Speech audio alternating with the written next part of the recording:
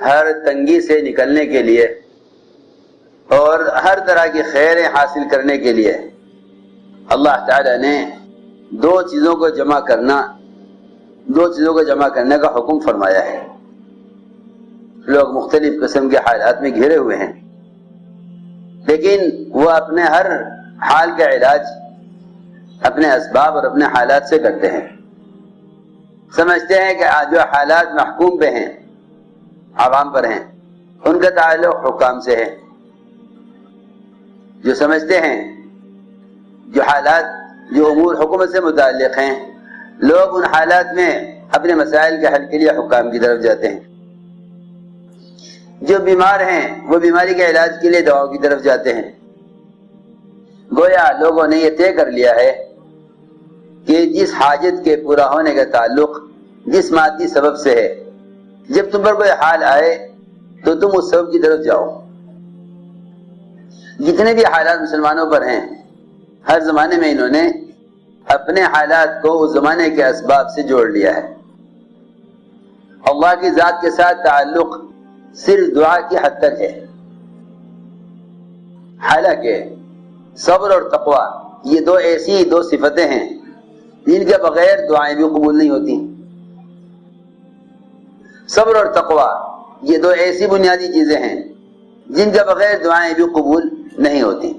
میں نے عرض کیا کہ جب کوئی حال آتا ہے تو مسلمان یہ سوچتا ہے کہ اس حال کو ختم کرنے کے لیے، اس حال سے نکلنے کے لیے، اس پریشانی کے علاج کے لیے کون سا سبب ہے، کیونکہ آج کل اجتماعی طور پر عوام خواص، پڑھے لکھے ان پڑھ، سب کا یہ خیال یہ ہے کہ اللہ تعالی نے دنیا کو دارالاسباب بنایا ہے، اور اللہ تعالی جو بھی حاجت پیدا کرتے ہیں، اللہ تعالی اس حاجت کے پورا ہونے کے لیے اپنی قدرت سے اللہ نے اسباب بنائے ہوئے ہیں۔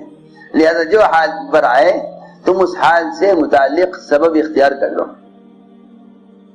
حال سے متعلق سبب اختیار کر لو۔ بیماری کا حال آئے تو دوا کا سبب، قحط سالی کا، تنگی کا حال آئے تو پھر حکام کے قرضے اور ان سے مدد، خوف کا حال آئے تو ہتھیاروں سے مدد، قرضوں کا حال آئے تو سودی بینکوں سے مدد۔ فرماتے تھے جب آدمی اپنے حال کو حال سے بدلے گا تو اس کا ہر قدم حکم کے خلاف اٹھے گا، اس کا ہر قدم حکم کے خلاف اٹھے گا، اس کا ہر قدم حکم کے خلاف اٹھے گا، اس لیے کہ اسباب اصل نہیں ہیں، اسباب اصل نہیں، ان اسباب کے اندر جو احکام پھرے ہوئے ہیں وہ اصل ہیں۔ اگر اسباب کے اندر احکام نہ پھرے ہوئے ہوتے، اگر ہم اسباب کے اندر احکام کا خیال نہ کریں تو یہ سارے اسباب ایسے بکھر جائیں کہ آدمی کسی سبب کو بھی قابو میں نہ کر سکے۔ دیکھو غور سے سنو، سارے اسباب جب مجتمع ہو سکتے ہیں جب ان میں اللہ کا حکم کو اصل سمجھا جائے۔ سارے اسباب مجتمع ہو سکتے ہیں اور کام آ سکتے ہیں اور انسان کے قابو میں آ سکتے ہیں، بشرط یہ کہ یہ یقین کرے کہ اس سبب کے اندر حکم اصل ہے، سبب اصل نہیں ہے، سبب اصل نہیں ہے۔ اسباب کے اندر احکام ایسے پھرے ہوئے ہیں، آپ اگر 1000 دانے کی تسبیح لے لیں یا 100 دانے کی تسبیح لے لیں تو ایک دانہ بھی ایسا نہیں ہوگا جس کے اندر سے تاگا نہ گزر رہا ہو۔ آپ کے جتنے دانے تسبیح کے ہیں سارے دانوں میں سے تاگا، کیا کوئی دانہ ایسا ہوگا جس کے اندر سے تاگا نہ گزر رہا ہو؟ ہر دانے کے اندر سے تاگا گزر رہا ہے، اسی لیے یہ دانہ آپ کے قابو میں ہے۔ اگر آپ ان کے اندر سے تاگا نہیں گزاریں گے اور ان کو تاگے میں نہیں پروئیں گے تو یہ دانے آپ کے قابو سے باہر ہیں۔ معلوم ہوا کہ جس طرح ہر دانے کے اندر سے تاگا گزر رہا ہے، اس طرح ہر سبب کے اندر اللہ کا حکم ہے۔ سب سے بنیادی 2 چیزیں ہیں، صبر اور تقوی۔ اللہ نے قرآن میں جہاں بھی بیان کیا ہے دونوں کو ساتھ بیان کیا۔ إِنَّهُ مَن يَتَّقِ وَيَصْبِرْ وَإِن تَصْبِرُوا وَتَتَّقُوا یا ایھا الذین آمنوا اصبروا وصابروا ورابطوا واتقوا اللہ، قرآن میں صبر و تقوی ساتھ ملیں گے، لیکن ہماری زندگی میں صبر اور تقوی جمع نہیں ہے، ہماری زندگی میں صبر و تقوی جمع نہیں۔ پہلی بات تو یہ ہے کہ ہمیں نہ صبر کی خبر ہے کہ کسے کہتے ہیں، نہ تقوی کی خبر ہے کسے کہتے ہیں۔ صبر کا مطلب تو لوگ یہ سمجھتے ہیں کہ جو بھی حال آئے اسے برداشت کر لو، نہیں، برداشت کرنا صبر نہیں، اور ایسے برداشت کرنے سے مدد بھی کبھی نہ آئے گی۔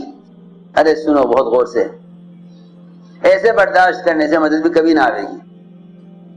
جو لوگ اللہ کا حکم توڑ کر حالات پر صبر کرتے رہتے ہیں، ان کا صبر قبر تک اور ان کا صبر جہنم تک بھی ختم نہیں ہوتا۔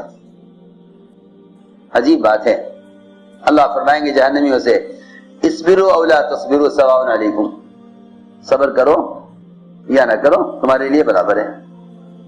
کیوں؟ اس لیے کہ جہنم کا عذاب یہ تمہارے گناہوں کی سزا ہے، حالانکہ صبر کیا۔ جہنم تو بہت دور ہے، آپ دنیا میں دیکھ لیں، چوروں کی پٹائی ہوتی ہے جیلوں میں اور ان کو سزائیں دی جاتی ہیں۔ اگر سارے چور مل کر صبر کریں تو یہ صبر انہیں کامیاب نہیں کرے گا۔ یہ کہیں کہ ہاں صبر کرو، صبر کا پھل میٹھا ہوتا ہے، کہ نہ، ان کو میٹھا پھل کبھی نہیں ملے گا۔ اگر سارے چور مل کر پولیس والوں کے لیے بد دعائیں کریں تو پولیس والوں پر عذاب نہیں آئے گا۔